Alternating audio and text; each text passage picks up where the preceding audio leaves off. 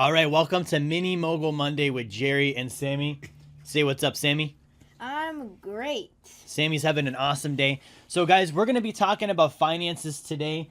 So, Sammy, we've talked a little bit about before, like the sacred account and some other things. I want to talk more about like good financial decisions that adults can teach their kids.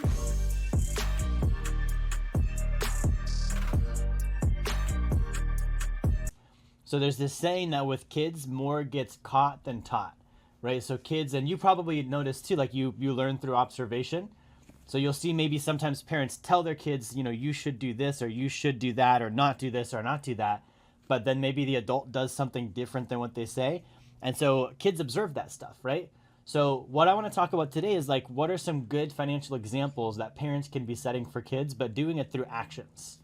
So what are some of the ones, like, let's start with some of the ones that maybe aren't so good. Like, what are some things that you think kids see their parents do with money that aren't such a great idea? Let's see. Well, for example, like buy their own things, like beer, like their own things. For example, maybe let's say there's this kid named Tommy, and he had his dad Dave. His Dave was really into these World War II action figures, so he would collect them and have a whole entire basement filled with just that, like a whole entire room just for that. Yeah. And then the kid saw this and he thought, why can I do this? Why can I have my own room with all my own toys?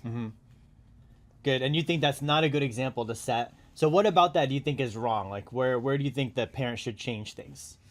Let's see. So, for example, Dad, he shouldn't like have a whole entire room just for himself, like, or at least like be fair with the kid. Like, if you have a whole entire room, at least be fair with the kid. Like, maybe give him his own little room, or like, for example, the kid wants to have his little own, little display set. So you give the kid like a tiny display set where he can put it in his room and display all his toys. Yeah, so kind of give him some space for his stuff too. Yeah, and I think that's good because I think a lot of times like and you have this, I know you're aware of this, is the kid is really just like a being, like no different than an adult, just in a little body, right? So like think about if someone was an adult, like let's say I'm an adult and I didn't have my own space and I didn't have control over my things and I couldn't do what I wanted to with my possessions, that would kind of suck. So like as a kid, like what are some things you see where parents can start to give their kids a little bit more responsibility and treat them more like an adult? Well, it's matter by like, it doesn't matter the age. Who cares about the age? It matters about them, like if they are ready, like you just know that they're ready. Like first they're a baby, of course you don't say, here, start your own business now. Yeah. I'll give you $10,000, baby. No, you get out of my house. No. So, and of course, as a baby, they can't do anything yet. So, of course, you take care of the baby. And then, as a toddler, of course, you teach it. Maybe give him, like, 2 jobs to do around the house. Not that much. And then when it's, like, around my age, let's see. It matters, like, if they're 11 years old and they still act like 6 years old, of course, don't give them a business or, podcast like I'm doing right now. Yeah, exactly. So what I want to do next is I want to give you a couple of like different scenarios and I'll just say a phrase and then I want you to tell me the first thing that comes to mind for you as a kid on what you learned from that phrase, like if you were to observe it happening with parents. So I want you to think about what if parents were doing this and you were their kid and you saw them doing this, what would be the first thing you probably learned just from observing them do that? Okay. So the first one, fighting about money. Okay, let's see. So, from me, I would just want them to shut up and stop fighting. Yeah. Because it's just putting a lot of unfade on this place. Like, when I see 2 people arguing, I'm like, just no more, please. Just no more. Yeah, it's negative, right? Okay. Yeah. What about making bad money decisions, like buying things that they can't actually afford? Well, what I would think is like, why are you buying this? Like, for example, maybe the person buys like whole entire fridge with beers, and I'll be like, what's the purpose of this? Yeah. Unless it's a good decision, then yeah, like, or for example, let's see, your dad buys a giant teddy bear, like the size of this room, Yeah. and puts it on top of the house. That's a bad money decision, because what are you going to do with it? Yeah, who needs a teddy bear on top of their house? Yeah. Okay, so here's another one. Earning lots of income. If you saw parents earning lots of income, what would be the first thing you observed?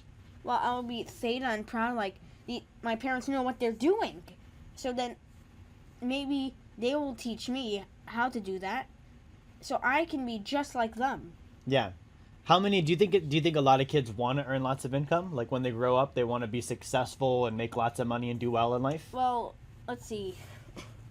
If you're a toddler, you're obviously thinking, I want a chocolate pool. I want a house made out of Kinder eggs. And a bunch of teddy bears everywhere. And then as you grow older, you're smarter. So, for example, let's say you're around my age. Some kids think, oh, I want a mansion, and I want it to have a big pool, and I want gold. And, of course, that's a little bit, that's a little too much. Mm-hmm. And then you realize, as you grow older, okay, this is what I want. I want a studio of all this stuff. So, for me, one of my dreams, I have a set like 4 or 3 of them. Mm-hmm. One of them is to be a Lego master, to build anything I want. So, let's see. I would, of course, like a studio where I can build, take pictures of my awesome builds, make scenes. Mm-hmm. But, of course, I'm going to need to earn the money, so I can't think, oh, when I grow up, it's going to be so easy, I can just buy that and snap my fingers. Yeah. Do you think a lot of kids, like, when they get stuff, like, because you have sometimes, like, when I was a kid, I didn't get much of anything. My parents didn't really spoil me. So I had to earn and, like, work and stuff. And then there's other kids where their parents kind of give them everything. Which one do you think's better for the kid? Let's be honest, even if the kids say, oh, that's unfair, just make him earn it. Mm-hmm. Because if you give the kid, like, money, here for it, you did nothing. Here's some money. Yeah. And then when they grow up, get a life, kid. You're going to need to work. It's not like you can get money. Yeah.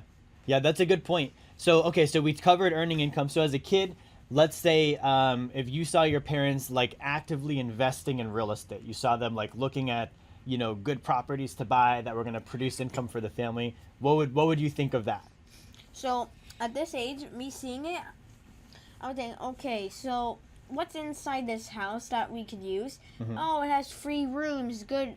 Oh, it has a bunch of rooms. Oh, there's a studio that we can do. Oh, we can do all our stuff in this house. Yeah. Now, if it's a little apartment with 1 bedroom, like one little tiny living room, it looks nice, don't go for it. Like, let's say someone's dream is to be a constructor worker, so they're just starting by, like, building things, like tiny things, and they have a family. So let's say, oh, look, it's a tiny house with 1 living room and 1 bed, like 1 room. It's okay, I'll just fit 2 bedrooms, and in the living room, maybe we can have a little table where I can, no.